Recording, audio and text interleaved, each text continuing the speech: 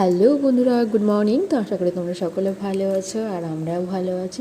এখন ঘড়িতে বাজে 9:30 আর আমরা আজকে কোথায় যাব সেটা তোমরা ভিডিও শেষ পর্যন্ত দেখো, অবশ্যই বুঝে যাবে। সবাই মিলে বেরিয়ে পড়েছি কারণ আমাদের আজকে আছে এনএম দিদিদের সঙ্গে, সিএইচওদের সঙ্গে আর আইসিডিএস দিদিদের সঙ্গে মিটিং।